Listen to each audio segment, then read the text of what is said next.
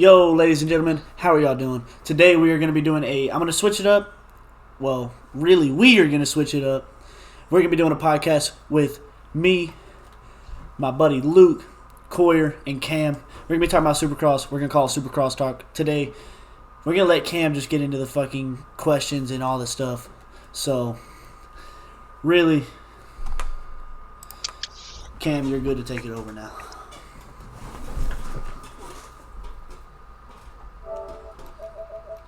Cameron, Yes, sir. you're good to take it over. All right, bring us out. Shit, I already did. That's already done. Okay. All right. Well, jeez. All right. Well, are we good to go then? Yeah, we're all good. All right. All right. So, Oakland Recap. So there's a lot to talk about with it. It's probably been just as eventful of races as A1 was. So I guess we'll start off with Luke. So what are your thoughts on Oakland and specifically the 250 West? The 250 West, it's basically the Christian Craig show right now. With the injury to Jet putting him in the East and the injury to Colt Nichols, I don't see anyone beating him this year unless he beats himself by injury. I'm impressed with Hamaker's riding. I'm impressed with Hunter's riding with a short notice, but I mean, I just don't see anybody on the same speed level as Craig, especially through the whoops. He blitzes them faster than most 450 guys. Yep. Yeah, and I think his lap times kind of reflect that too. Absolutely, and he's very aggressive off the start. I mean, he gets up to the front and he just coasts.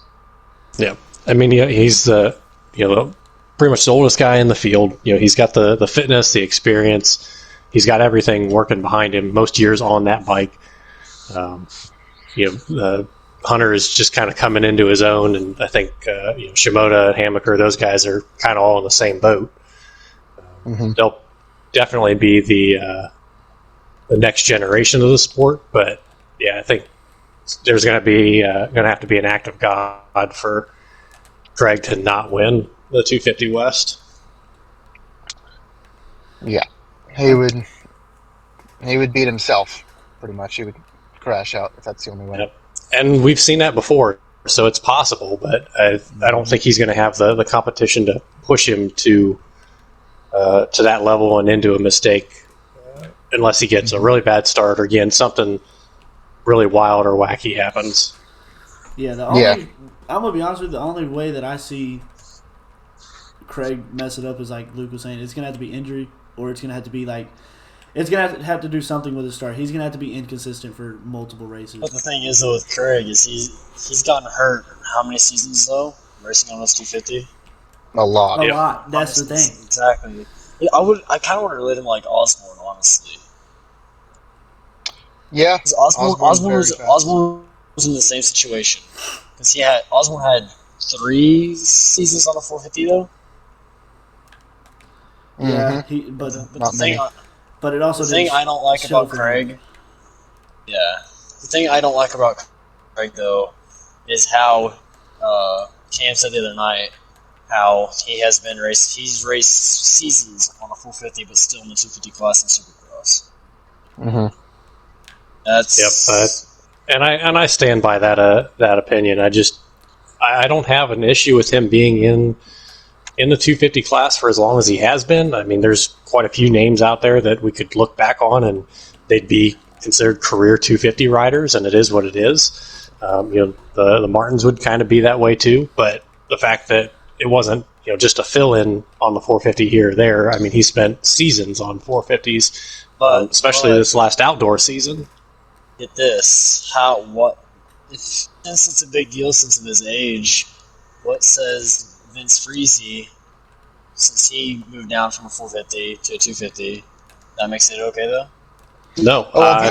Vince Freeze was off. He wasn't even planning on racing this season until about a month before Supercross, and an injury happened. So then Vince basically had to drop, I think, what the Supercross guys said was about 20 pounds in less than a month. to get into racing shape. And I think that's really the only reason he's down in 250. He probably doesn't want to be down there, but he probably still wants to race. That's what I'm guessing. But the Do thing you is, think Bullfrog Spa is not giving him an option, really? Just saying it's either staying with us or riding 250 or no contract for you? Wasn't he on the? He was on the Moto Concepts, right? I thought he's still on Bullfrog Spa. That's the same thing. Oh, it is? Yeah.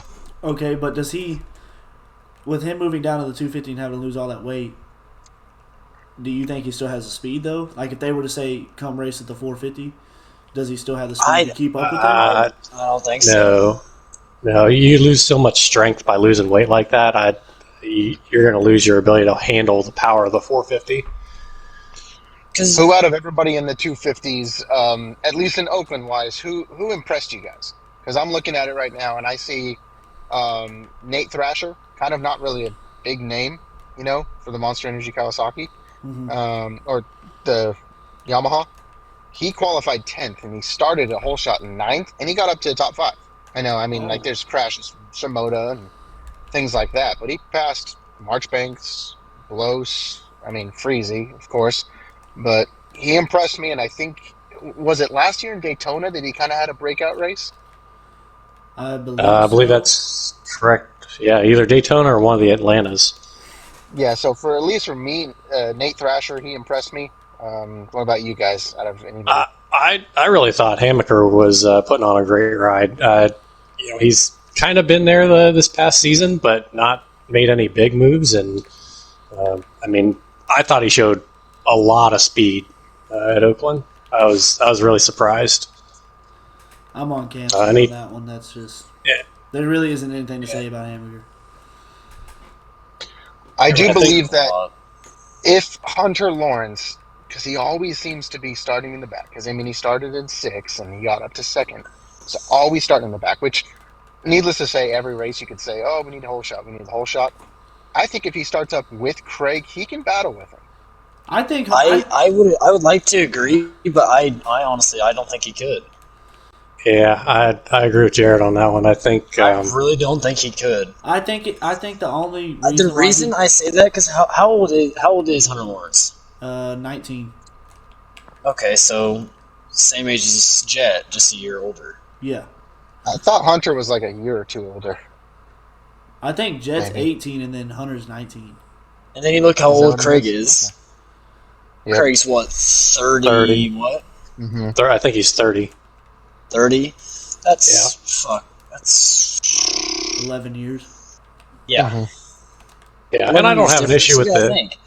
That's Craig's body is way more mature than Hunter Lawrence's is right now, just because of the age difference.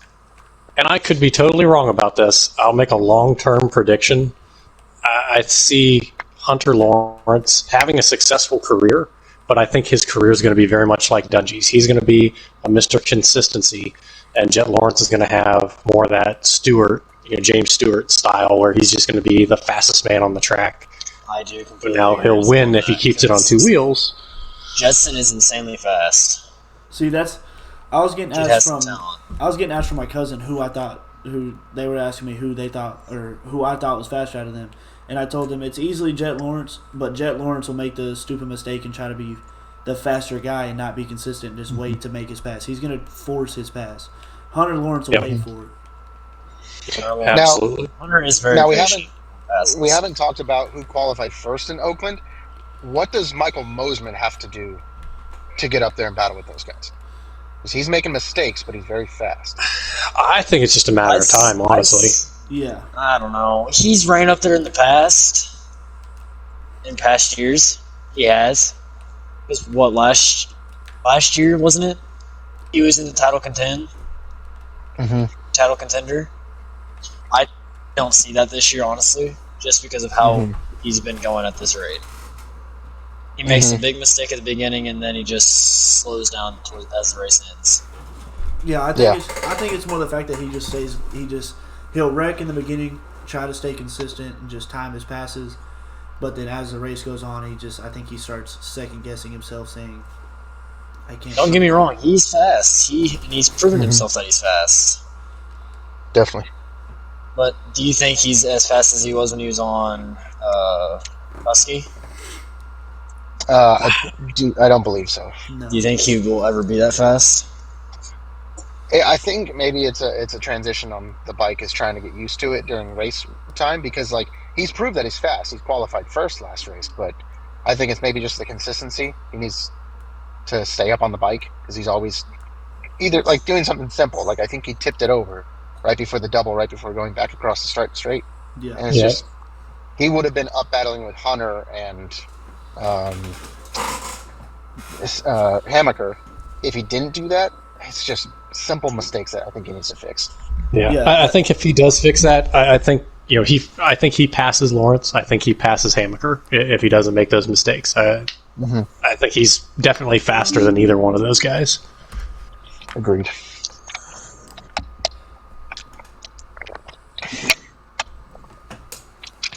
Do y'all think? So Cam, you want to start talking about the 450s now? Yeah. So. What do we think about Chase Sexton as a contender in the championship overall? He's showed a lot of promise in the first couple of rounds, but not quite delivered on it. I'd say he's going to be... I honestly don't know.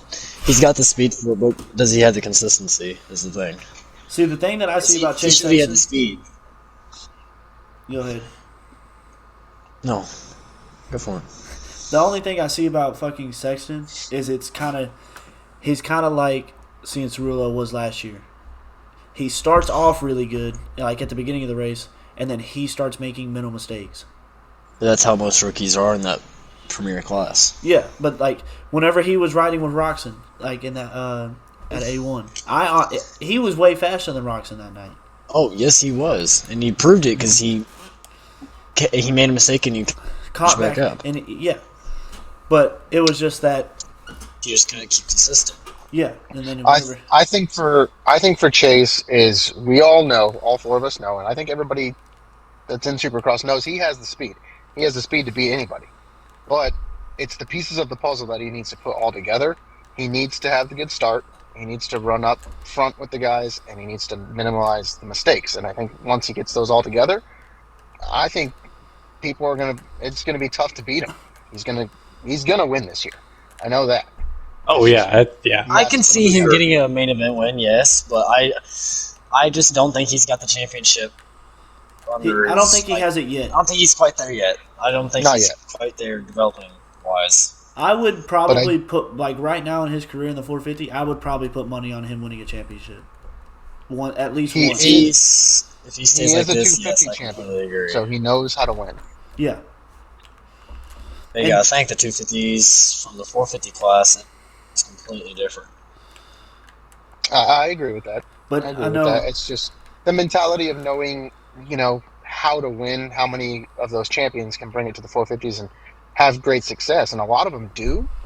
Like I think all of the champions that we've had for past several years have been 250 champions.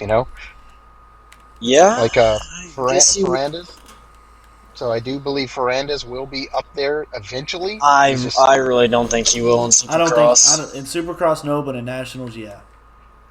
The reason why I say that is because he's used to GPs. He's like Roxy. I totally agree with that. I think I see him being potentially a repeat champion outdoors. I think he could be a multi-time champion outdoors. And to be honest with you, if we look back before A1, I had Ferrandis as the Supercross champion just based on the season he was coming off of.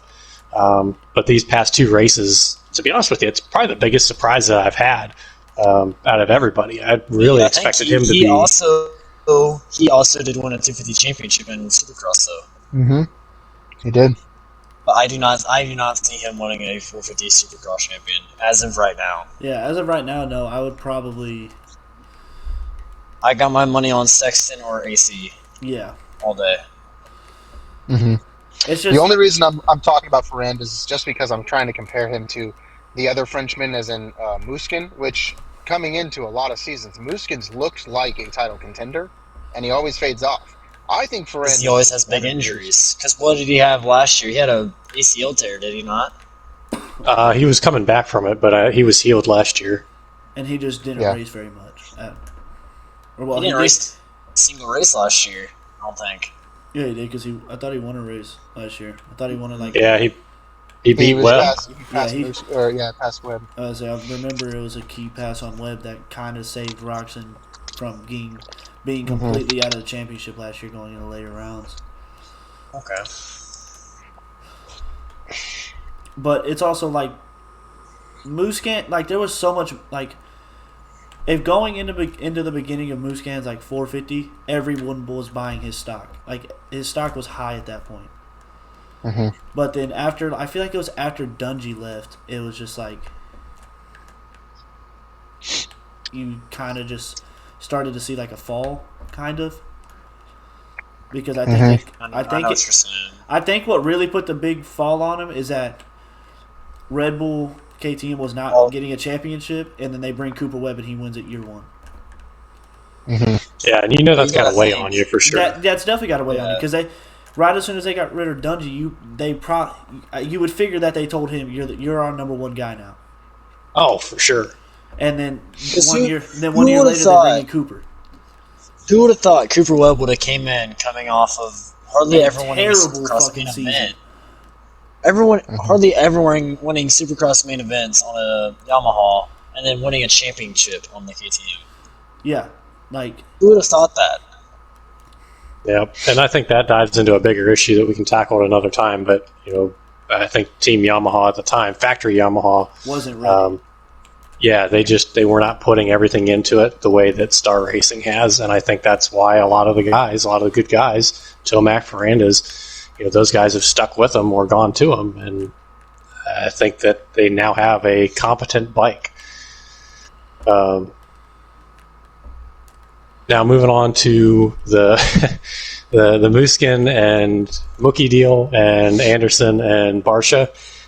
Do you guys see those four, kind of squaring up again later in the season? Do they hold grudges against one another? I can see Marvin Mookie doing it. But I don't see Anderson and Barsha doing it just because of they both know how they ride. Let's put it that way. They both know they're very aggressive on passing. The only thing I would say is on the Anderson and Barsha one, they were both somewhat clean passes. Anderson just went too high on the turn. That's all that really was. But the Musquin and Mookie, Stewart's definitely going to do something. I think he's going to do something somewhat during the year. I disagree. I think... Yeah, exactly. I disagree as well. And the only reason I think that is because Mookie and Musquin, they have to practice on the same exact track. That's exactly what I was going to say. Did you see the post race though? What Mookie said to him? Oh, absolutely, absolutely. I saw that, and I agree with Mookie. There are 17 rounds; they can't be racing like that. Musquin was out of line, but I think they had to. Like, I don't think Roger DeCosker was going to allow that to happen. He probably sat them both down. I think he did, and says this ends here, because they practiced together. They had to move past it, I think. Okay, so what happens if it happens again? What do you think goes through one of their minds if it happens again? Let's say it's the same situation where Musquin hits Stewart. What do you think? What do you think goes through Stewart's mind? That is going to be a huge boiling point. Yeah, there's already tension. That they're both professionals; they have to get past it. But if there's tension and it's brought up, then that's a whole nother story we can talk about another podcast. Yeah, but that's just gonna come up to see if it happens. Better be ready, because fucking Stewart's not just practicing at the Baker's factory. He's probably at fucking with James, practicing with him. James is probably telling him, teaching him some extra shit. Absolutely, and the only thing I'm looking at Malcolm, which, I mean, for me, has really impressed me. He has turned into so much more mature than what I remember. He's going for a championship. I believe Malcolm for sure could be a champion contender. And I'm going to be completely honest. Go ahead, Luke. My bad. I was just saying, I think Malcolm knows that he's fighting for a championship, and he doesn't have time to deal with Musquin, with Malcolm getting 5th and Musquin getting 8th. It's just Malcolm's done better almost every race besides them getting taken out. Yeah, totally agree. I'm going to be honest. When Mookie came into the 450s, I would never see him as a title contender, but this year he's starting to prove something. Yeah, he's shown some stuff. Like I never. He's trying to prove himself, prove to people that he can do it. Absolutely, and I mean it does definitely suck for him being in those like shoes of being a Stewart. You have shoes to fill. Do you think he has to live up to James? I don't think. The like, problem yes is James and no. was. The problem was James was known as the fastest man on the planet, on a bike, pretty much, if he stayed upright. Malcolm, I think, is making his own path, but it's a lot different than what James is. Yeah, I think there's an opportunity for his career to be quite a bit longer. And realistically, James Stewart only ever had 2 championships, and that's not a lot to scoff about. But it really isn't. I mean, down the road, if Malcolm continues to get fitter and stronger and more mature on the bike, who knows what could happen? That is very true. Yeah, I mean, I was looking at it. Malcolm at one point was catching Tomac as I was looking at it in 5th to 4th. Yeah, he was too far away because it was. I mean, let's talk about the track. Let's talk about the track real quick. It was very one-lined. There wasn't really a lot of time to pass. What did you guys think about the track? Man, I'll tell you what. I'm really surprised. The past 2 rounds have been very very unusual for those venues. Neither track, just like what you said, both of them were very hard to pass on, very narrow, very sharp, 90-degree corners. I feel like tracks are starting to become like that more nowadays. Honestly, if you look back from like when Carmichael and McGrath and all them rode, the tracks were gnarly. They weren't one line. They had multiple options of what to do. But nowadays they really got to stick with one line unless you're insanely fast, like James Stewart was. Yeah, that's the thing I liked about James was he would always find those lines of here he's going to hit a quad here that's going to gain him a half a second. He's going to do these things. It was the risk reward that I loved watching. And right now, I don't see anybody doing that like risk to reward thing. Yeah. No, and I think a big part of that is that they're now designing tracks to be safer. And I mean, you look at the Stewart era tracks, the Stewart Reed era. Yeah, they were so dangerous and so peaked. And I mean, you could piece together stuff if you were Stewart. Now I think they're very cookie cutter, and you don't get as much opportunity to think outside the box. Okay. Absolutely. About the tracks, what are y'all's thoughts on the way that they've been setting up the whoops? Like that's where I was. They're deep. They are really deep. Yeah, they made the whoops probably more sketchy than they have in any other years I've ever watched Supercross. Yeah, like that's where absolutely.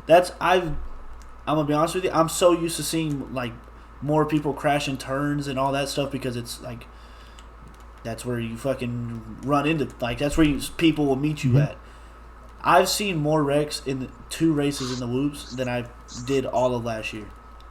Yeah, and you got to be thinking that they're going to look at that and go, hey, this has taken out a lot of our big riders. You would think, but I don't see it. But I think the only reason if they don't take it out is just to keep like a little bit of challenge, and the championship can be messed with by so much because you can either blitz them or you can jump through them. Yeah. But it just comes down to at the time of the race, what's faster? Like at the beginning of the race, is it faster to just blitz through them, or do you just be like Moose Can the whole time and just jump? That's the thing is a lot of riders, including I would say Kenny and Webb, they will start in the first like 10 laps or so. It's usually blitzing, and then as it gets deteriorated and becomes very rutted, then you'll see them start jumping like triple through. Do you think that's just because of experience though? I believe so. I mean, look at them; they've been the title contenders. Because you hardly see any of the rookies doing that. Like you don't see Ferrandis starting to jump through them. He sticks with it and tries to skim them. Because in A1, I know that maybe. Go ahead. That caused Ferrandis to have a mishap in A1 just because he kept trying to skim them. I found not correct. Yeah, I mean, if anybody should be looking at or studying who to win, Webb has won it numerous times last year, and he was jumping and catching people instead of blitzing. So don't get me wrong, I do not like Webb at all, but he knows how to go through the whoops. Yeah, like I don't think any of us really like. He's got a great technique. The thing is, he does what he can with his short frame. Like, of course, taller people like a Craig in the 450 or 250s, and other tall people like Cincerulo are going to look at Plessinger. Yeah, Plessinger's one of the tallest dudes in Supercross. Yeah, and he's blitzing the whoops and stuff. Shorter guys like Webb, or even older like a Carmichael, they have trouble in the whoops. You know, they're better in the turns. They get lower and things like that. So. Another question: do you guys see Aaron Plessinger as a contender this year on the new KTM? Again, I'm really impressed with his ride in Oakland, but I need to see a couple more. What's that? It's like Anderson. Yeah. No one expected him to win in 2018. Well, I'll be back real quick, guys. Oh, I did. Somebody had that.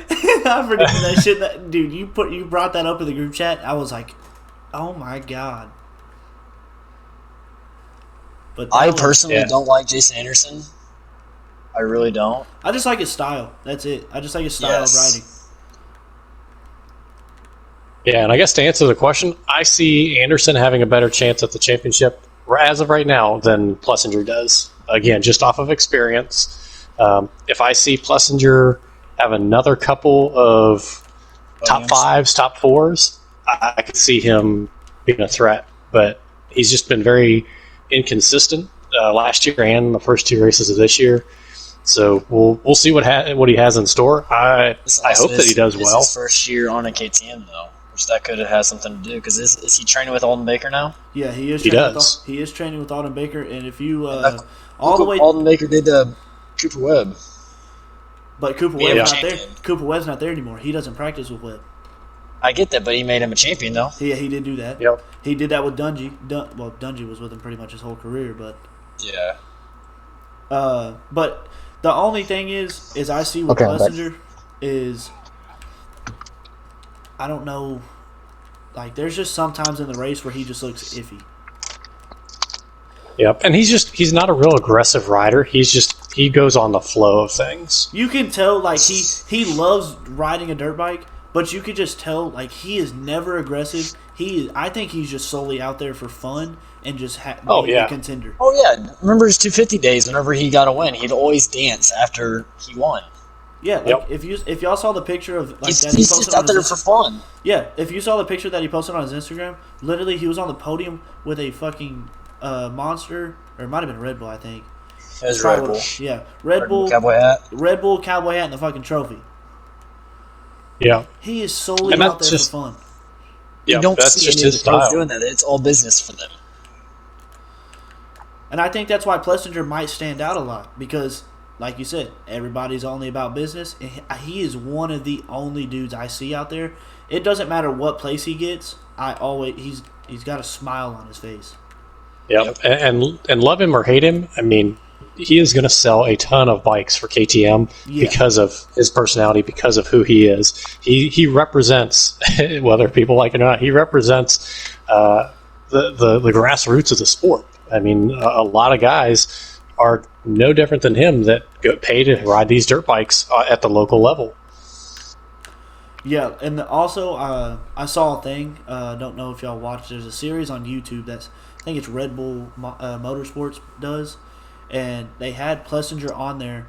They asked them why he went to KTM, and he said growing up that's all he would used to ride. Yep. And his dad, owned a KTM shop, and I mean, his dad won championships on KTM. I mean, it's in their family, it's in their blood. So I mean, it makes sense.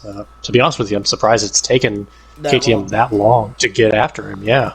Like, I'm not even gonna lie. If you were to go back on my channel and go look where I said A1 predictions, I'm not even gonna lie. A1, I put him getting third because I thought that I thought him going to the Baker's factory and everything, it would turn him around.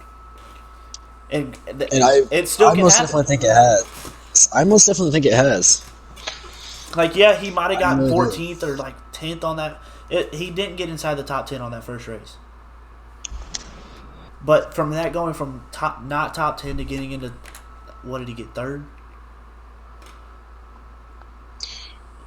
No, he got second. Last race. So he went from started in fourth. Yeah, so he went from not top 10 to second. And I think, to be fair, we're going to see a lot of that over the next 3 or 4 races while everybody's still getting things sorted out and no one's hurt. And I think there's going to be a lot more of that. But yeah, he definitely shows promise. And I really hope nobody gets hurt, because whenever nobody's hurt, these races are awesome.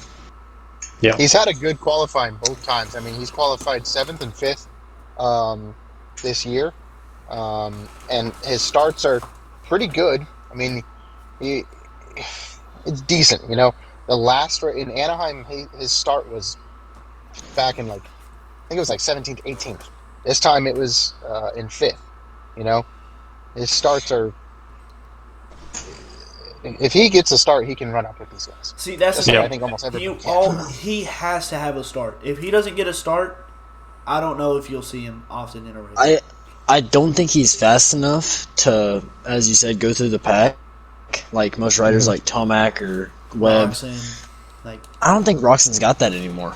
I love Roxon as a rider and I like him as a person, but I don't think he can. I don't think he can do it anymore. I really don't. If he's on, he is the most consistent rider on the track. And that's what gets him through the pack, because everybody will try to make a pass, and he'll just wait on you. That is very true. And that's the thing with Ken. I think with his injuries and stuff like that, he's one of the fastest on the track, if not sometimes. No, without a doubt. But you name another person that has done as much stuff to his body than still continues to race. Exactly. So the injuries, I think, hinder him from making very aggressive passes, which makes it so he's kind of sitting behind people that I know he's faster than, but he sits behind them for too long because he can't get that open lane. And with nowadays tracks like you guys were talking about, very one-laned and everything like that, you have to be aggressive.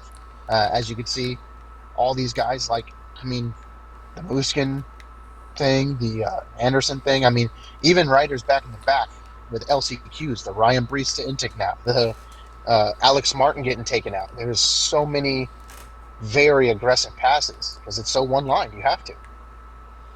Yeah, I don't know if any of y'all really pay attention to what the commentators say when it's live, but what they were saying during Oakland, everybody was riding I think it was like a 52-second lap time. They said every rider all the way down to 15th place.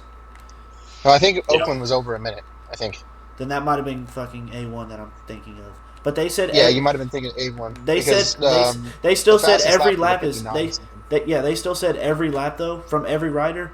It's milliseconds that you like. I don't think you're passing a guy if you're only making.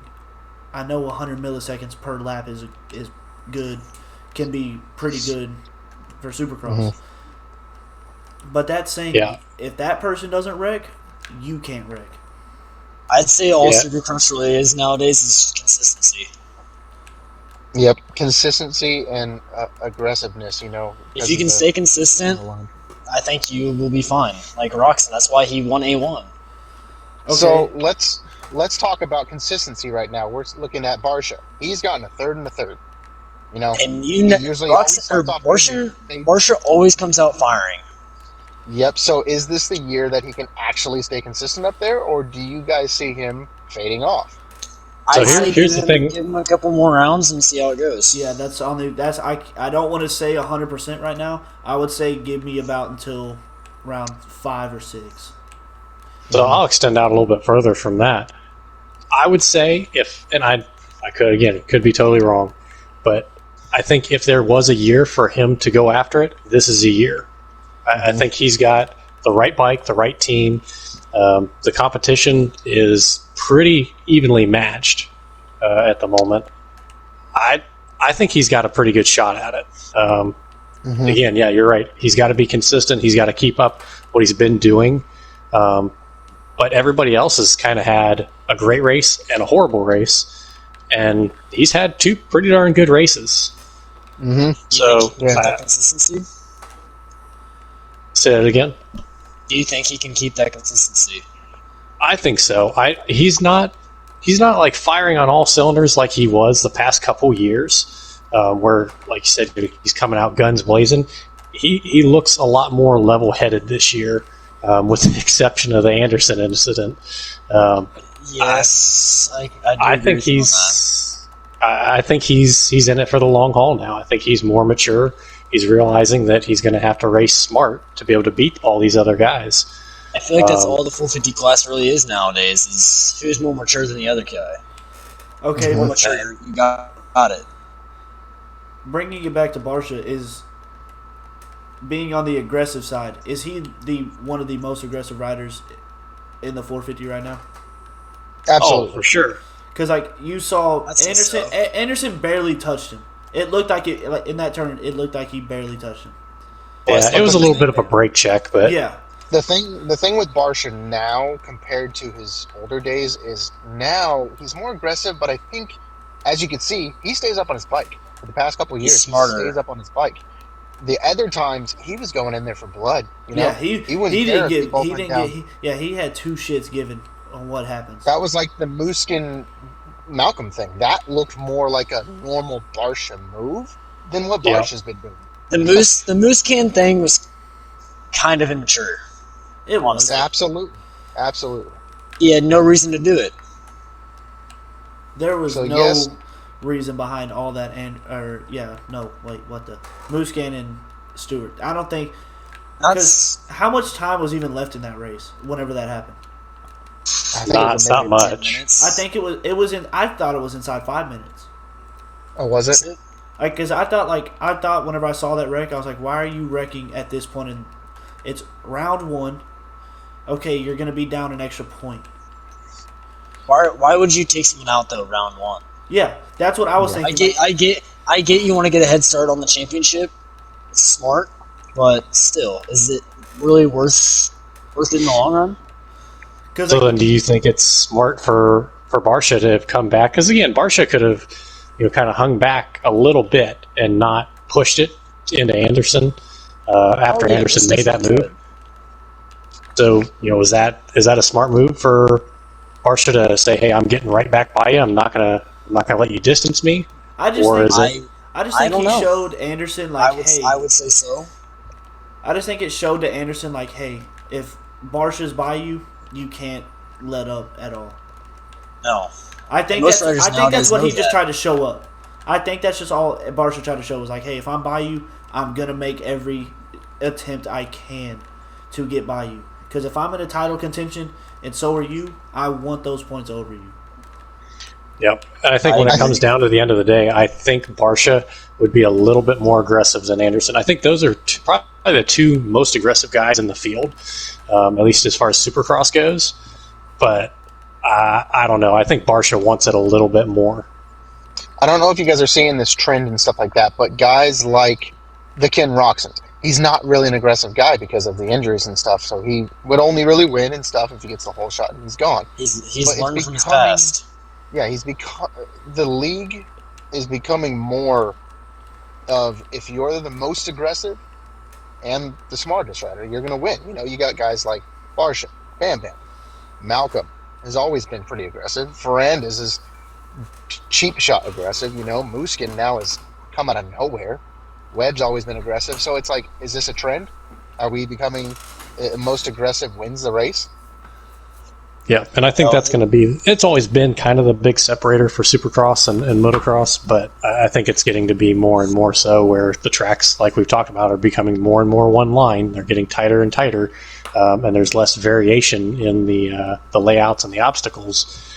The guys are going to have to be more aggressive. Outdoors, you can kind of lay it open, and you have 6 lanes wide through a turn that you can kind of navigate through and get by somebody. I don't think that you can be, Ken Roxon or Aaron Plessinger or one of those guys that kind of sits back and just lets things float out in a Supercross race. You're going to have to be aggressive. Now, let's talk about who really impressed you the most in the race itself. I want to start off by giving a shout out to the man who qualified 16th. He started the race in 14th, and he finished in 11th on a torn ACL. that was racing. He got on Tuesday. So Joey Savacci. That's impressive. I mean, I know. Yeah, I mean, what else can you say but wow? Yeah. I mean, seriously. So I know Cincerulo's out there racing with separated very shoulder. minimal. Yeah, the shoulder injury because What did happen to Cincerulo? It was a practice crash. Yeah. and he was off Okay. the bike for about like a month before, so his conditioning was not up to par, and that's why you guys are seeing the hole. He gets the hole shot. He proves that he's fast that way, but then his conditioning is just like he said. Like after Anaheim, it was the best 11th place that he's ever gotten in his life because it was just what he pushed out there. I think he'll gain his conditioning through the year, but Cincerulo, he's got the whole shot both races. He started out first both races, but he just fades back. So, who impressed you guys this race out of everybody? Whenever you told me that the same thing about Savacci, whenever you texted in our group chat saying that he has a torn ACL, that kind of... that's just mind blowing. If you tear your ACL in like football, you're out for 8 to 9 months. You can barely walk on it. This man tore his ACL on Tuesday. He probably was off the bike for the rest of the week. Gets there and almost gets a top 10 in arguably one of the most diverse fields we've had. Because remember this when Austin Forkner tore his ACL? Oh my gosh, yeah. He couldn't ride. He couldn't literally do anything. Yep. And he made passes. He not only started 14th, like that's starting the race, making the main is let alone a feat. But he made 3 passes to get up to almost top 10. That's amazing. Yeah, like whenever, because it's just like you said, in the NFL, you tear your ACL, you're done. You can barely, they tell you don't walk on it, don't do anything. This dude went out there in the most physical sport, like to your body wise, and did it for 30 minutes, honestly, because you're out there during qualifying, your heats, to race at that level. You might be out there for an hour if you do every lap of practice and qualifying and all that. And he's out there probably tearing his ACL even more. Absolutely. Was it a full tear or was it a partial tear? It had to be a partial tear because a full tear usually most of the time needs surgery. So but that's the only thing is I'm sure we'll go ahead hear more about it. I'm sure we'll hear more about it possibly this upcoming week and stuff because this just came out today. It was not even released before the race, so I'm sure we'll hear more about it. Okay, so if it came out today, do you think that they had to have an MRI on it? So, do you think that they said you might be able to last one race? I don't know. I think we need to wait and see what actually comes out because if it's a partial tail, they probably asked him, Joey, what do you want to do? Do you want to go out here and try? Do you want to, be out for several races? So it could have been his choice, and if it was, hats off to him. Because I liked him in the 250s. Savacci in the 250s was I was rooting for him. Absolutely. But whenever he got to the 450, his career, you never heard of him ever since. I'm gonna be honest with you, I could not tell you what bike he rides.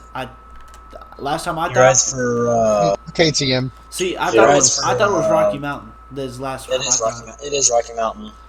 See, that's I think I might have heard that last year, and I literally took a guess on that.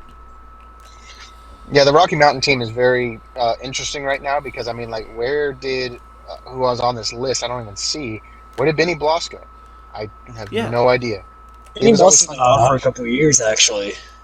I believe, if I'm not mistaken, I think Bloss was out with COVID. I heard different from Benny Bloss himself. The reason why I say that is because he is from around my area, and I was at the track and I went up to talk to him. I was wondering why he was on a Frontier bike, and he said that there was contract issues, but I could be very wrong. Could it be either like I don't want to say you're wrong?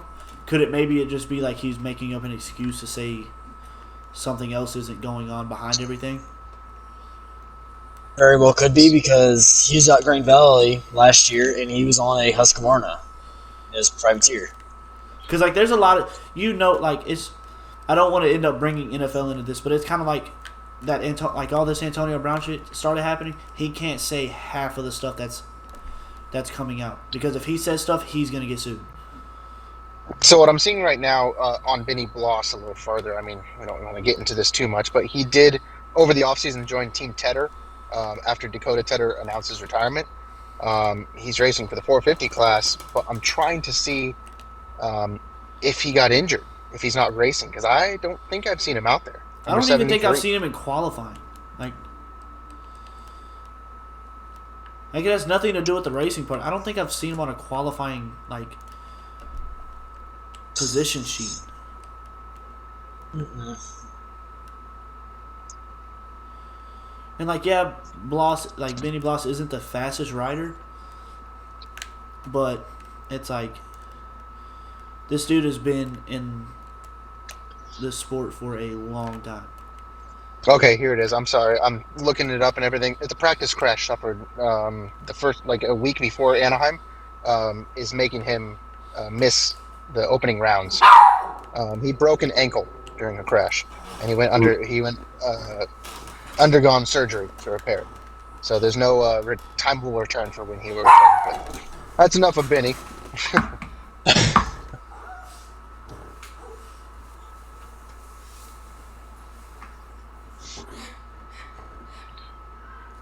So what are we looking at for San Diego? For San Luke, Diego, you're going to be there, so what are you expecting to see? It really is. Yeah. So I'm gonna be in San Diego. I'm gonna be down there enjoying the race and the scenery and everything. A couple things I'm looking for. One, can Kenny bounce back, stay off the ground in practice, and see if he can, put some good laps in and get back in the top 5. Just get back in consistency. Let's see if any of the guys that impressed and got in top 5s, like a Plessinger, Malcolm, Anderson, can they do it again? Can they prove to us this wasn't a fluke thing in Oakland that's just going to be like, oh, congrats, you got to win. Now just go back to 8th and 9th. So are we going to have a repeat winner, or are we going to have a new winner? I think there's going to be a lot of new winners this year, and I truthfully think Tomac's putting the pieces to puzzle together on his new bike, and he'll be up there. Do you think Tomac's going to be as aggressive and not as mature as he was in the past years? I think Tomac is realizing how open this class is. I mean, you got guys like Webb that's supposed to be the best man on the track right now, the title or the previous champion, and he's getting passed by Ferrandis, finishing in 7th. I think Tomac's going to realize that, and he's going to capitalize early. So he's going to be aggressive. You think he will? Do you think Tomac has a chance of winning a championship on the Yamaha? Yes. I think he does. I agree. The way that he's looked on it, I mean, 2 races in, and he's already trying to fight for a podium. I thought it was going to take him longer to get used to it, but he looks comfortable. Yeah, I definitely thought it was going to take longer.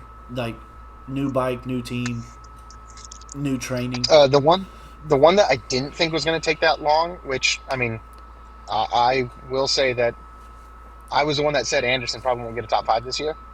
I ate my words on that one.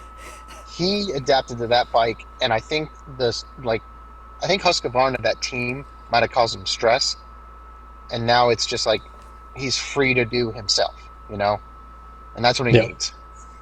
Yeah, I think switching teams for both Tomac and Anderson, it could be a huge refresh for them overall, and it seems like Star Racing is great at being able to set up bikes.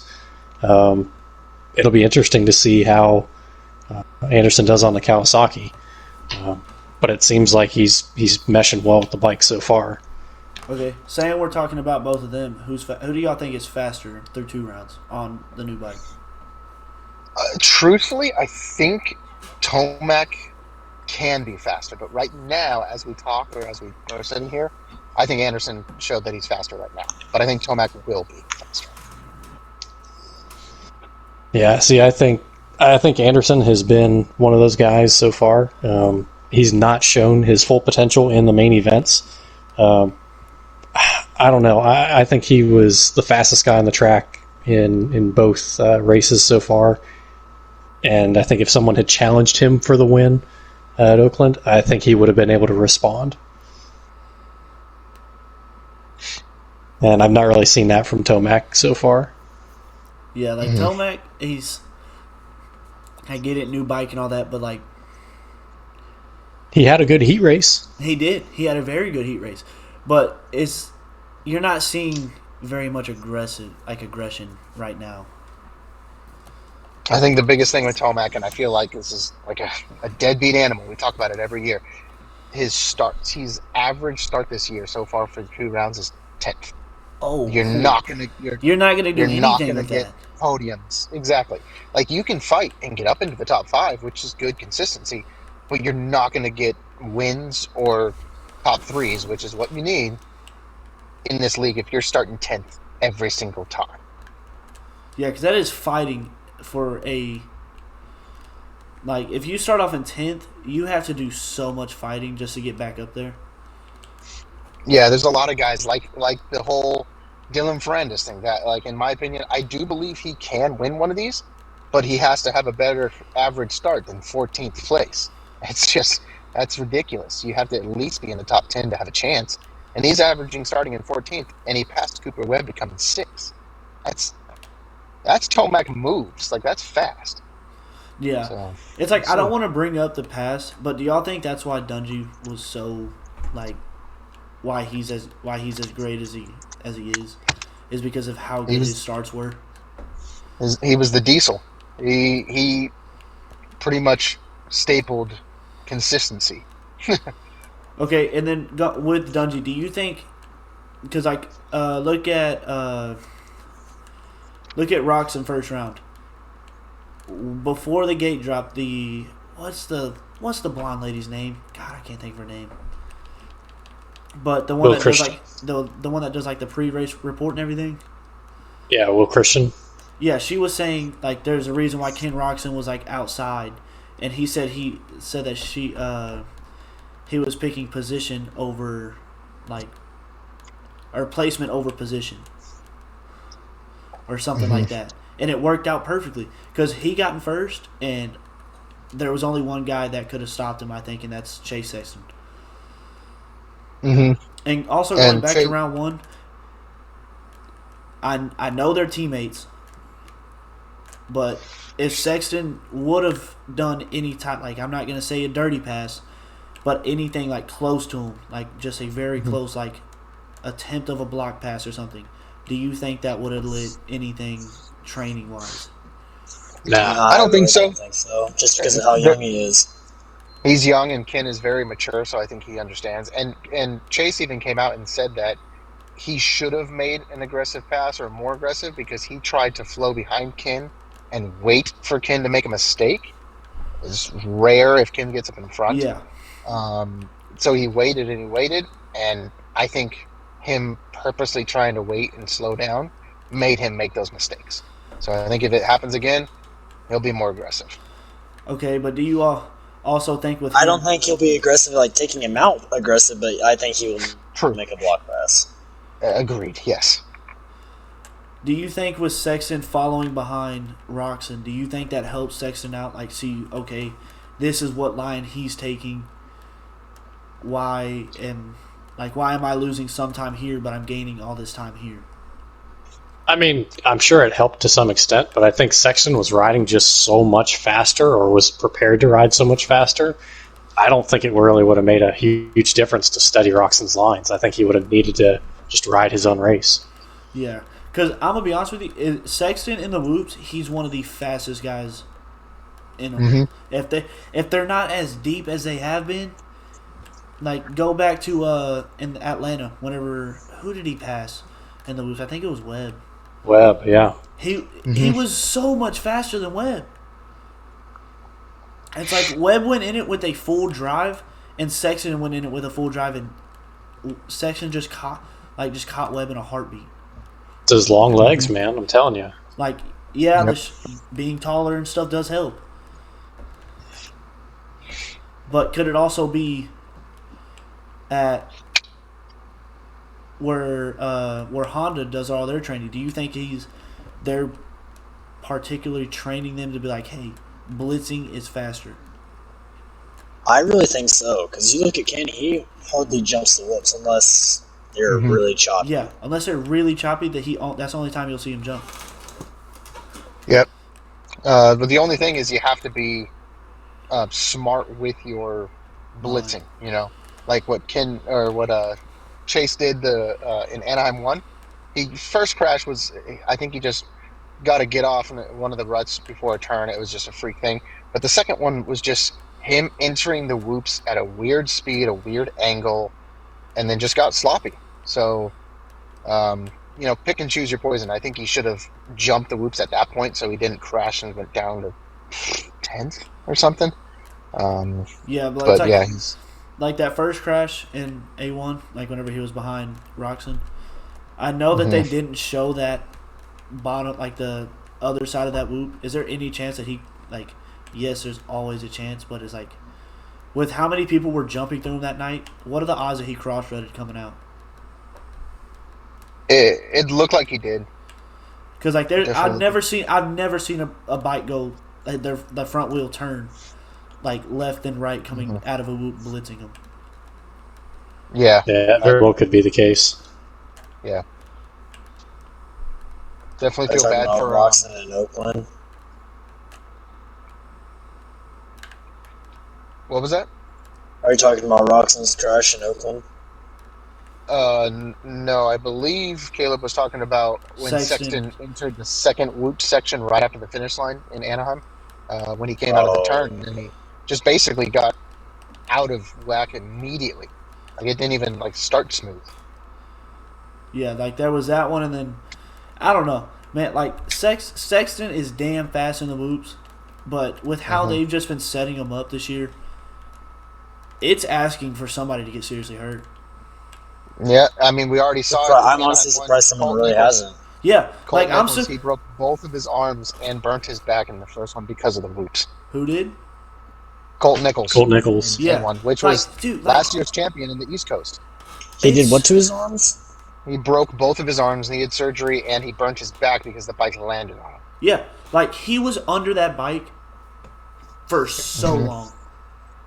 Yeah, and I don't know if you guys saw it fully, but I was at Anaheim 1. Jalik Swoll in the 250s, when he went down, it looked horrific. The fact that he only had a concussion was crazy. From that, he is lucky. Is absolutely insane. He got up, I think, off an adrenaline, but I think he got knocked out because he was out cold. He red flagged the race. I mean, it's amazing that he even had the thought of suiting up this week. He wanted to, and the team held him off.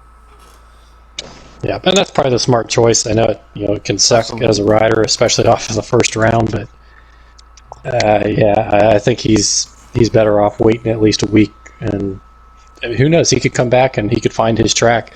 I think he's one of the underdogs in the class. He could very easily get up there and podium and potentially win.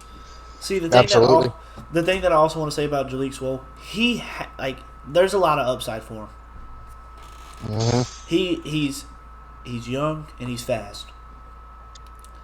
Do I think the Kawasaki's meant for him? There ain't no telling right now. Because I didn't hear about Jalik Swoll until midway through last year. Kawasaki? I thought he was still on Husqvarna. Or maybe that's wrong. I thought he was still on Husky. Did I say Kawasaki? I think you did. Okay, well, I mean Husqvarna. I meant to say Husky. Okay. But, even still, like I said, I didn't hear about him until halfway through whatever side he was in. And it was they were talking about him oh, he's one of the young rookies, he's fast, and I was like, okay, I'm going to keep an eye on this dude. He ended up getting third in the one race that I actually paid attention to him. He's very fast. He is. I got a question for you guys. Who this year, in your opinion, needs to he needs to turn it around. I mean, it's only 2 races in and stuff like that, but who needs to turn their thing around and get going? You know? Oh, that's easy. Ferranda's. Absolutely Ferranda's. He's got to show. I mean, he's shown outdoors that he has the potential. Last year in Supercross, he had a good race and finished second. He needs to show that he's the class of the field. You know, even being a second-year rider, he really should be the man on the Yamaha team, and Tomac should be the one, you know, behind him adjusting to the bike. And I don't know. Like I said, do you think all Ferranda's needs is the start? Is that the only thing that he needs to piece together to run up top with all the other guys? Yes, I really don't think so. It's kind of. I really don't think so. With him, it's so in the middle right now. It's. I think it's really hard to say because, you know, I really expected him before A1. I expected him to be one of the guys that could get a okay or not so good start. Excuse me, and come through the pack and kind of, you know, look like a vintage Tomac and just wallop everybody coming up. Maybe not win the race, but figure go from upside. Yeah, go from outside the top 10 to a podium, and he's not shown that at all so far. So I think he definitely needs to have a turnaround before Tomac gets his wheels under him. Yeah, because I'm gonna be honest with you, whenever Tomac gets his wheels under him, I don't see anybody. I don't see many. No one has. It was like that in when COVID hit, when they raced Salt Lake. Yeah. Mm-hmm. No one got him whenever he got going. Mm-hmm. That was just like that year whenever him and Dungey were going back and forth. I know it's Dungey, but I'm gonna be honest with you. For a long time I solely thought Tomac had it won. Mm-hmm. But Dungey's Dungey. He's one of the greatest to ever be on a dirt bike. So besides Ferranda's, since we're all kind of in agreement on that, who else needs to really step it up? I want to say Roxon. I really want to say Roxon. So do I. Because after winning A1 and then getting 13th in A2 or not A2, Oakland. See, and I don't think he needs to step up because he came out and he got the win. That's the best thing you can do. The second race he messed up. He had a bad crash in practice. That is very true. So, but you got to think he's done that in the years past though too. I think he just needs to. He would win a race and then he would drop down, not even in top 10. Yeah, I get it. The other guy I was looking at, and it's kind of like, I hate bringing the other guy up, but it's kind of like a Mike Alessi trend. Shane McElrath has an average start of 3rd place right now. 3rd. But then his average finish is around 14th. So, and McElrath was a 250 champion. You know, he was really fast. What does he need to do? Is he just not... I don't think McElrath's a contender. I really don't. I don't think he's... How old is he? Because he's old. He's not old. He's not that old. This is his 2nd year in the 450s, but he did stay in the 250s a little longer to get that championship. So he might be 26, 27? Yeah, I think unfortunately, I don't know, I hate to say it, but I don't think that he is really going to be a championship contender. I don't think ever. I think, he's a great rider. He's just not on the right. He's just not on the same tier as everybody else. He's kind of in the wrong set of years. You know, in years past, when Anderson won the championship, I think he could have had the talent to run up there. Yeah, absolutely. But I think with all the great guys right now, I think he's just a notch below everybody else. Yeah, like he can have the good start, but he's not going to hang with Anderson, Tomac, Roxon, Webb. He's not going to stick with the stacked field of the 450s right now. He would have to hope for some injuries to happen that can be like, okay, I can kind of show back up in this championship. Yeah, absolutely. The other guy I was kind of impressed with, just because he's always been there and he's never really battled for wins, but he was an amazing racer at one point, a rider, was Dean Wilson. He got top 10, he's 10th, but he's just never been that guy. You know? He's not Dean, I don't think... Yeah, he is. Oh, somehow. See, for Somehow. So the thing is, when he was riding Kawasaki, he was the man to beat. I mean, he was an absolute beast. Yeah. It's like Blake Baggett. When he was on Cowie, he was the man to beat. That's very true. Yep. Yeah, I think Wilson is one of the guys right now. He's just kind of riding out his time. He's got a great personality. He's got a big social media following. He's going to sell a lot of Husqvarna bikes for them. They're going to keep him on as long as he's qualifying for main events. Yep. I mean, he's always in the main event. Shown the speed. Yeah, he's always shown the speed, but he's never been up to the front like he used to. Because I think he has 250 championships, if I'm not wrong. Yeah, he was a bullet at one point. Mm-hmm. Some guys they can't make that transition from the 250 to the 450. And I know it sounds stupid. Do you think it's because of how many rounds there are? Like, I know, like, could that affect? I don't think it is. I think it's just because of how much the 450 is to handle. Mm-hmm. Because even Tomac said it himself in Outdoors. He goes, the bike, it's just holding on for dear life and hoping for the best. Yeah, and that was on a Kawasaki, and the rumor goes Yamaha has a lot more horsepower. Yeah, exactly. They're more torquey. They have a lot more torque. Yeah, and they claim that they have to detune their bikes to get them to be manageable for their riders. And I could see it on a factory bike. I mean, you look at a stock 450 now and look at the power it's got. It's got way more power than the average Joe can handle. Yeah. So, go ahead. I just think that it's kind of like, I don't know. It's just a bunch of, like, crazy shit for Dean Wilson. I'm to be honest with you, I didn't know he was still on a Husky. I didn't think he was still on a factory bike. Like, based on how his last season went, I didn't think he would be. Yeah, I mean, you also have to think if Husqvarna right now, if they took the move and got rid of Dean Wilson, they would have one rider because Zach Osborne randomly retired over the season. They would just have Malcolm, and that's it. Do you think that surprised you when Zach Osborne retired? No. I kind of saw it coming. I did too. He was just because he is old. I don't think he was ever. He was a good rider in the 250s, but in 450, dude, he's one guy that could not make the transition. Yeah, the really unfortunate thing, I think, I've never been an Osborne fan, but I think the big unfortunate thing for him is that he's always going to have that asterisk next to his 450 outdoor championship. That really sucks to me. And he was always good outdoors. He was always faster outdoors than he is indoors. Yeah. Exactly. Yeah. Okay, a couple of things I'll ask you guys before we get into closing thoughts. To go back and touch on Roxon real quick, and this is kind of an open, oddball question. Is Roxon really a contender this year? I want to say he is, but to being completely honest, I don't think he's got it. I really don't. And I hate to say it, but I don't think he's going to be able to pull it out. See, the only reason I'll just say this: the only reason I believe he is, and I don't know because I don't have children, I don't have kids. But anybody that has kids, you have something you're fighting for, you know. And I believe this is his first year in Supercross that he has a baby. So I think maybe he has a different drive, a different outlook.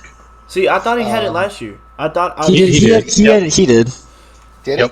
Yeah, because he had him at Daytona, and then he had him at St. Louis when he won. Yeah, because that's whenever his wife, they had video of his wife like freaking out because that's him winning. Okay. So I looked at it as in he has, I don't know, he has a different drive this year. I think it's not so much I'm going to battle with Webb. I think he's just kind of doing his own thing. We'll see how that plays out for him. I'm really looking forward to seeing how he does in San Diego, how he bounces back. Yeah, I think he continues to be a race win contender. Man, I would hate for him to come up short, in a second place overall in the championship again this year. Yeah, I don't think he's going to pull it off. Neither do I. It's just the only thing is... Just because of health... I say because of health reasons. Yeah, I would say...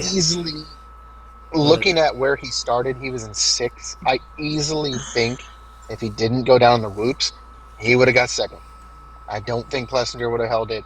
I think Anderson was very fast and he would have held it, but I think Roxon probably would have got 2nd that race. That's an interesting thought. That is very can't possible. disagree with that. Yeah, there's nothing you really can disagree about that. Like, if he just wouldn't have crashed, that I'm gonna be honest with you, points would have a whole different outlook. He wouldn't be, because where's he at right now? 5th or 6th? He's tied. He's in fifth. He's in 5th, tied with Tomac. Okay, so like Tomac would probably be lower than that, maybe 6th or 7th. You would probably say. Mm-hmm. But the only thing that I would say about Roxon is if he wants to be a contender, I know he's gonna have to he's gonna have to make some aggressive moves sometimes. He can't just go with the flow of every race. I'm also looking forward to seeing how he does, at the halfway point.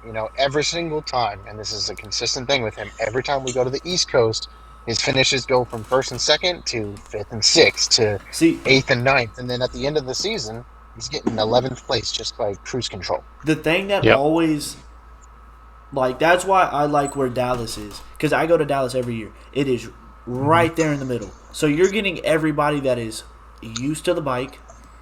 Mm-hmm. At that point, if you're not used to your bike at round 8, you're fucking up in practice. And you're seeing who's the most conditioned. Yeah, you're really seeing that. But the thing is that I'm happy they brought back this year Triple Crown. Yes. See, I disagree. I don't like the Triple Crown. Roxon crushed it in Triple Crown. Yes, that's Roxon always crushed it. That's where he always does good. But because he's consistent. He is consistent. Yep. Yeah, he's a sprinter. He'll get out and he'll run away with it. Yeah. But for a short period of time. Yeah, because those races, I think the max is 8 minutes. I think it's an 8-minute long race at the max. Or it might Bold be 10. prediction, I do believe, as silly as it sounds, and later in the season as he gets healthier, I believe Cincerillo will win one of those Triple Crowns. I would say he wins one of the later ones. I'd say he wins either the 2nd or 3rd one. As he average starts pretty much 1st to 2nd, it's hard to disagree with him just trying to stay up front, Yeah, but he's shown that he has speed. It's just the thing is with Cincerillo, how much is that shoulder? It shows every time. That shoulder is. They gotta think he's had shoulder problems in the past. Yep. But this one was pretty recent though. This wasn't just months before a race before A1. He went into A1 with a week of that happening, I think. Mm-hmm. And that's been a problem for Cincerillo. It's been it's showing. Every year. He starts off hot. But that shoulder, I think that shoulder just fucks with him so bad as the race goes on. Yeah, I mean, between lap 8, where he was sitting in 3rd, to lap 13, that's not that many laps. He was in 10th by the time he was in lap 8. All right, now we're good. We're back. Let's go. All right, so let's go into the closing statements, I guess. What do we have? Jared, you want to start? Do we have another thing to talk about or no? I want to start. Be good for a while now. It's up to you guys. Do you guys have anything else you want to... We haven't really talked about Cooper Webb in the championship as you said. In that little time where we had to fucking clear some space, like you said, we were. All right, so let's talk about. I think Cooper Webb's been a little disappointment. Cooper Webb did. I don't know. I think it's besides A1. He did. Oh fuck! He usually does. He did opposite of what he usually does. He usually starts off in 7th in A1 or something, and then he'll start slowly turning it on.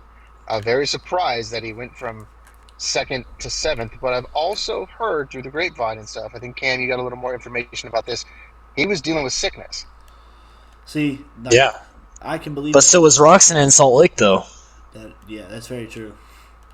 He had shingles. Well, I know that affected him, stuff like that. But I've also heard that this was not really talked about too much. We all know about Brayton having testing positive for COVID and being out for the race, which still to this day it's another topic that I won't get on because I'll probably lose my mind.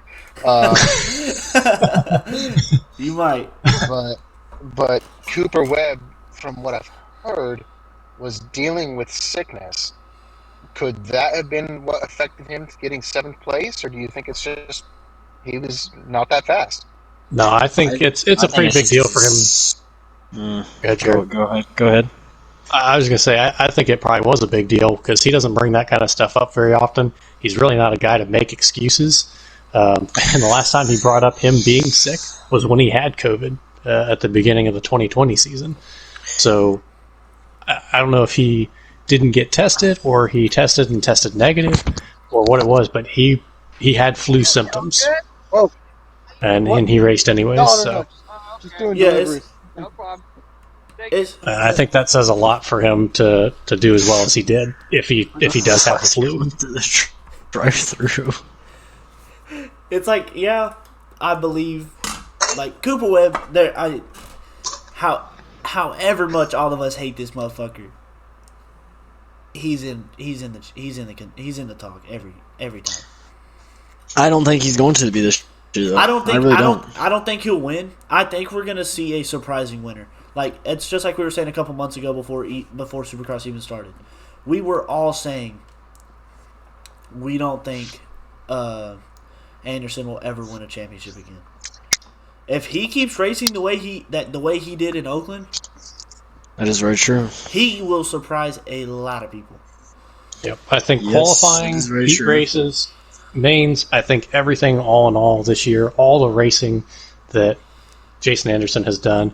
He has been on fire. Yeah, because if I would have actually put fucking money on this shit, that he would have won goddamn his first championship that I said 4 or 5 years ago, I'd be a fucking goddamn. All I know is I'm going to say this. If Barsha, because he's got third, if Barsha gets a win within these next couple weeks, I will put him up there as a legitimate contender. If he can get a win later in the races, it's not later in the season, he won't have a chance. Well, like he will have a chance, but I think he does. He'll be consistent. That's how Jason Anderson won 2018. Mm-hmm. But I think honestly, because Jason Anderson was not the fastest guy in 2018. Oh, it was Tomac. No, by a shot. But he was just consistent. I think the one thing that's going to help a lot of guys, Anderson, is him. I think the Kawasaki suits him perfectly. Like time will tell. Yeah, time will definitely tell. But as of right now, just off of what we've seen for 2 rounds, that bike is just. I think it's just meant for him. But like Barsha can, because Barsha hasn't won a 450 yet, right? Not a championship, no.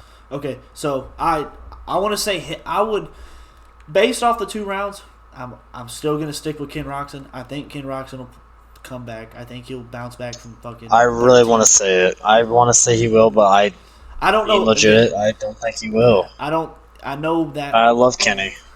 I love Kenny too, but it's just, it's gonna be so hard for him to. He's just gonna have to he's gonna have to get the mental focus back.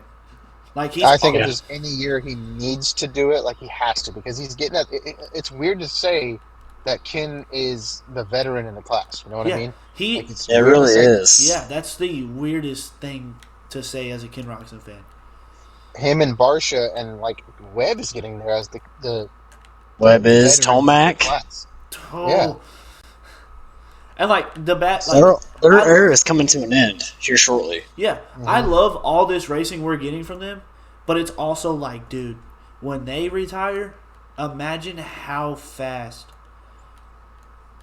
Dude, the classes are going to be stacked when they retire. Yeah, because you got Ryder DiFrancesco. You got Ryder DiFrancesco coming up in 250s. Hayden Deegan coming up in 250s. Dude. Okay, I know. And hell, many more. I know he's not in fucking or shit. You got that fucking Talon kid or whatever his name is. I don't know if any of y'all fucking heard of him. He's friends with fucking Deegan, but that kid's. Who? I think his name's like Talon or something like that. Oh, Talon Hawkins. Yeah. He can. I don't know if he'll be anything, but. I mean, you have a lot of rookies. Not like pros quite yet, but they're coming up. It's going to be it's either going to be a set in stone for him or it's going to be a big hit in the face. Like, here's what you're going to deal with for the rest of your riding career. Yeah. Get used to it. Okay, so I want to know, with Hayden, I know he's not in Supercross yet, but with Hayden practicing with Tomac and all them, because he practices with him during Supercross. Like, he does all the stuff with him. And outdoors. Yeah, he does everything with him now, saying he's on that team. Will it help him out in his later on career? Most definitely. Absolutely. Like, do you Most think it'll transform over to his Supercross career? Absolutely. Oh, yeah. Because I think right now he's more Absolutely. known for like outdoors. I think outdoors he's gonna kill it. Oh yeah, But I think he doesn't. the way he he needs that races that experience. fucking. What does he ride? Is it a two? I think he's no. There's a 250 now. Okay, but the last thing that he was on the Super Mini, like all the Right, videos that are on yeah. YouTube, all his Super Mini, he's a fucking beast. Absolutely. But it's just like, because I don't know, man. Him being on that Star Yamaha team at the age he is, and getting to ride with, He just turned 15. yeah, and he's getting to ride with one of the greats of our time of watching. So we're flying a little off topic. Let's wrap this thing up. Let me hear you guys as each one of you like top three. Let's hear your podium, and then for the fantasy guys out there, let's hear who's your wild card. Your 7th place. That's what wild card is this week. Cam, why don't you start us off? Who's your first, second, third, and your wild card? Ooh, man, that's a tough one. I think, working from the back, I think Ken Roxon takes a 3rd place. I think, kind of like what you were saying, Luke. I think he does not need to come in and go balls to the wall, especially with a potential shoulder injury. But he needs to get back into that top 5 at least. Exactly. He still needs to show that he's still in it. I think Sexton takes a 2nd place. I think he definitely gets out ahead of Roxon. Okay, both HRC boys. I know this is a big move, but I think Anderson goes back to back. I think he's got the steam behind him. Again, he's been the fastest in qualifying and in heat. I think he's just shown he's the guy that's on fire right now. Bold he might not be the most. Yeah, I say 3 races in and Anderson back to back. All right. I say he goes back to back. Okay. Wild card.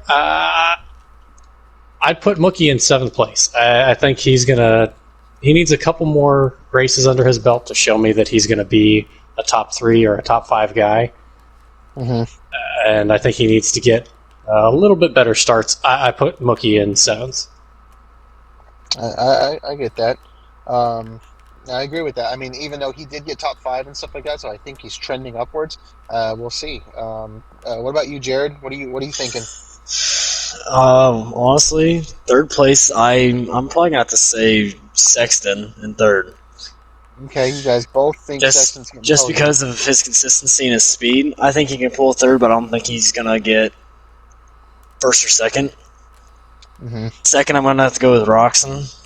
Because I think he will rebound after this past week and his injury and all that. He's gonna take the week off and be well rested, not like overdo himself. You know what I mean? Both high on the HRC boys.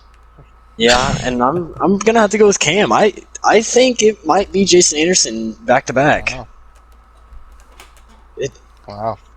He's done it in 20. He did it in 2018 when he was on the Husky.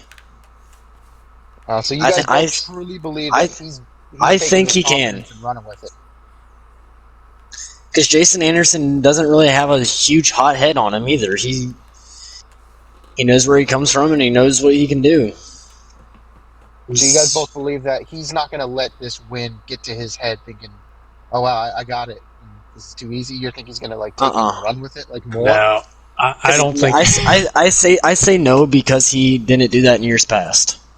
Yep. Yeah, and I don't think he doesn't. He's not the guy that wants to be in the limelight, and he doesn't want to be. He didn't like being the champion, the reigning champion in 2019. So I think he takes it as a win. I think it's a confidence booster. It shows him he's where he needs to be for right now. I think he continues on on fire for the next couple of weeks. Okay. Do we see that 2018 Anderson back?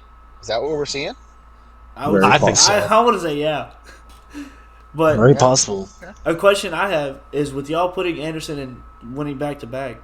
If he wins back to back, would y'all put him as a favorite in for y'all's mind?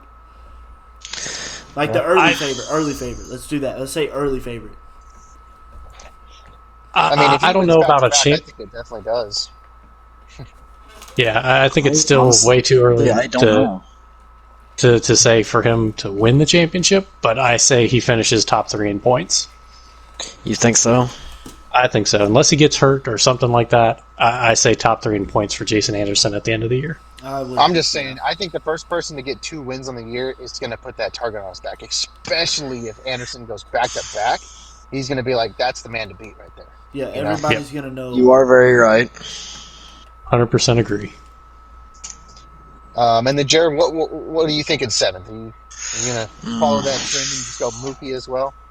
I want to go Mookie, but I think he might get top 5, honestly. Mm-hmm. He might get top 5 just because of how he has been riding. What did he get last weekend? I didn't watch the whole race. He got 5th. He got 5th? I think he might get... For a lot of people, yeah. I think he might get 5th or 4th if he can get a good start. Mm-hmm. If he can get a good start, I think he'll get 5th and 4th. But for 7th, I'm probably going to have to go with Tomac.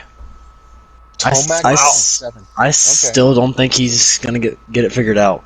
Man, I'd say that's almost as bold of a prediction as Anderson winning the race. That is very bold. Especially, I really don't think he's going to do it again. Yeah. Caleb, you want to put your 2 cents in here? You want to give us your top 3 if they're similar to the ones that we just heard? I'm not in the fantasy, but I'll put who I think will get 7th also. Okay. I'm gonna say it right now. My 3rd is Ken Roczen. Okay. We're sticking with that trend. Yeah. This is where I'm gonna kind of go for a different type of 1 and 2. Mm-hmm. I think Anderson will stay consistent, but he won't win. He'll get 2nd. I think just how I think he's gonna be fast like he has been. But I think the most consistent rider this year is going to get it. I think Barsha's going to take 1st. I think Barsha will take 1st in San Diego. I was honestly thinking that same thing. I was trending towards it. Like, can he show that he can win later? Yeah, not just the opening round. Yeah, he has. Yeah. I think Barsha has the speed to win, but he's also been the most consistent. He's not very aggressive so far this year. Besides that one move on Anderson. Other than that, I truly think he has a sole chance of winning this week. Mm-hmm. And then Anderson. What about 7th place? This is where I think Stewart, like Coyer said, I think he gets top 5. Mm-hmm. But I also want to say Tomac gets top 5. Mm-hmm. I'm going to say Plessinger. I like what I saw from him last week, but I don't think he'll stay up there. After what he did last week, I don't think he gets another top 3 this week. I think he'll fall back a little bit. Mm-hmm. I'll piggyback. He'll have a good race and stay consistent. Yeah, I'll piggyback straight off of that, and I think Plessinger's also going to get 7th. I agree. I think he's going to. It's one of those riders that is going to bounce back and forth and back and forth. Yeah, he's not going to be a consistent. I could see that this year, just because it is his first year on a KTM. I think he'll stay a consistent top 10 every race. Besides A1, I say he can stay top 10. Yep, and I think so I guess I'm going to go into my top 3. I think this San Diego needs to be a bounce back week for a lot of guys. Chase needs to be back in the top 5, things like that. But I'm going to go with, I think Webb gets up to 3rd. I think he needs to get over his sickness, get in the top 3, and I think he's going to bounce back. He got 2nd in the first round, and then he just dropped. So I think I need to see that. Roczen, I believe, is going to get a really good start and then get past and go to 2nd. And I believe the man that's trending upwards and did better in the first week and looked pretty good, and I think the 3rd week he's going to do even better and get the win, is Eli Tomac. I think. You think so? Wow. I think he already looks That's comfortable bold. on the bike. That is very bold. I'm not. That's a really that is a big bold prediction for 3 weeks in on the bike. I think. Yep. I think that. I still don't see look it, at dude. Jason I don't see it either. Anderson. I say it takes I want to say at least 2 more races for him to get first. So you guys. Most definitely. You guys can't say the on the bike thing because we just saw Jason win it within 2 weeks, and you guys all almost all took him. Besides you, Caleb, took him to win the 3rd week in a row. What bike did Jason Anderson ride though when he was a rookie? Husky? Oh, rookie? Oh God! Did he? I believe it was in a his KT. younger seasons. No, it was a KTM. Was it? Yeah, KTM 21. Yep, I remember that. Was it? 'Cause I do know that KTM. Yep. if you remember Tomac, his dad used to ride Yamahas. Mm-hmm. So you could only imagine. Do you think Tomac grew up on Yamahas? Yes. I think it's a good feeling for him, and I think he needed that change. I think Tomac. Because his dad used to ride Yamahas when he was pro too. Mm-hmm. John Tomac. I mean, what was the stat that I said later that, I could say it to almost anybody, but Tomac is getting top 5 finishes or whatever, and starting in 9th, 10th. I think he gets a better start, like 5th this week, and I think he moves past a couple guys, past Roxon that gets the whole shot and then wins it. It's going to be some interesting racing for sure. I think everybody's still going to be kind of trying to find their spot. Overall, where do they really sit? I completely agree with you, Cam. Honestly, because most of the super fast dudes, the veterans, they're on new teams. That is very true. Tomac, Anderson, really stayed together was the HRC guys. That's the only team that really consistently stayed together. Yeah, and I don't see Roxon going anywhere until he retires. I don't think he will. I think he found his home on a dirt bike. Even though he was probably the fastest on a Suzuki. Yeah, and I really liked him on the what's it? No, he was good on AKTM, but I think he's the fastest on the Suzuki. Honestly, I remember when the RCH Suzuki, the 70 on the KTM. Yeah, because that's what he used to ride overseas when he was in Germany. Yeah. Yep. You gotta think he won a GP2 championship at what? How old was he? 14. Yeah. He was young. Yeah, he was very young when that happened. A lot of riders, come from the GP and they try to come over here and do this. Not many of them work. Ferrandis and Roxon, but not many of them work. That's the thing. I think Roxon's been, but Roxon and Reed, I would say. Mm-hmm. Yeah, they have been the 2 most rewarded riders coming over. Yes, I completely agree. But yet again, I do not like Ferrandis at all. But he has had some rewarding seasons. He has. He's got. And he's young. And he's young too, still. I think he just proves that. I mean, I hate saying it. I think he proves that the Europeans kind of own the outdoors a little bit. I mean, most definitely. Most definitely. It's 100% they do. So, I mean, and then I also wanted to bring back a little stat. We talked about, I think earlier, we talked about Alden Baker. Do you guys realize from 2000, I think it was 8, to when Tomac won, if you didn't look at the racer and you just looked at the trainer, Alden Baker had every single title since then. With Valapoto, with Dungey, with Cooper, with Anderson, he had every single one of them until Tomac won it. It is just so crazy to think, if you go to him, he's going to mold you into a champion. So does that make anybody who's with him? Because you got to think, he made Roxon a championship too when he was younger. Yeah. Does that make Malcolm and those guys title contenders just because they're with him? Yes, I don't see Marvin doing it. I really don't. I don't see Marvin doing it at all. No, because he's been with him since Dungey was there. Yeah. Mm-hmm. he hasn't done anything. Mookie, most definitely. I definitely can see it. There's a big change from what happened last year in Mookie to where he is now. Mm-hmm. It is a crazy race, just a race attitude from him changed dramatically.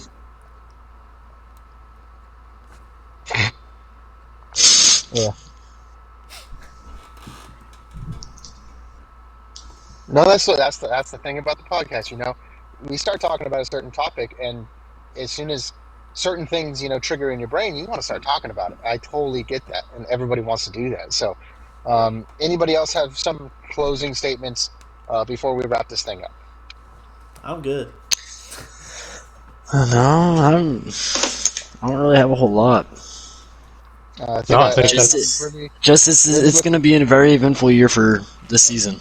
Yeah. Indoors and outdoors. It's going to be great to watch. Yes. Absolutely. I'm really looking forward to San Diego Military Appreciation Week and see all the red, white, and blue out there. I'll be there. And yeah, look forward to talking about this later. Honestly. All right, now here's the real question. It's not about Supercross. Is this going to be an every Monday type thing? I'm down with it.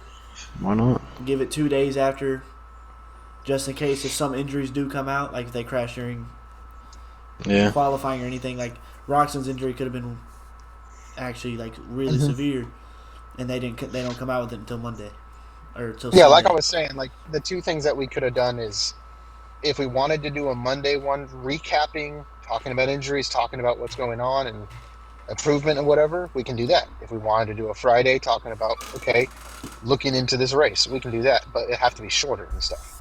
Or we can do just one long big one on Mondays. And I'm totally down with doing this one long big one. Because it's one long bigger. It was fun. It was awesome. I'm perfectly fine with just talking about Supercross for an hour and a half. Honestly. Cam, apologize if I kind of took away the talking about the topic things and stuff like that. No, I was glad that you did. Okay. I don't know how you guys like that way of attacking it, we kind of talking about, okay, what's this topic, and then asking somebody, oh, what's this? And then most definitely. It's just we're gonna have every week is gonna bring up a new topic. Yeah. The only ones that I am most ready for is gonna be the Triple Crowns. What's gonna be our thought before because if we do this on a Monday, what's our thought gonna be on a Monday? Going through the practice and everything, going up to a Triple Crown. Yeah, true. All right, fellas, I gotta get off. I'm moving on, so I gotta. Yeah, I'm going to play Fortnite tournament now. So. Fucking Fortnite! Are you kidding me? But I'm doing a Fortnite tournament. We all good now. That's gonna wrap it up. All right. Hey, Caleb, can you send me the YouTube channel on the text message or whatever? I want to check it out. Yeah, for real. Yeah, I got you. I will send it. All right. We'll see you, boys. Yep. Later.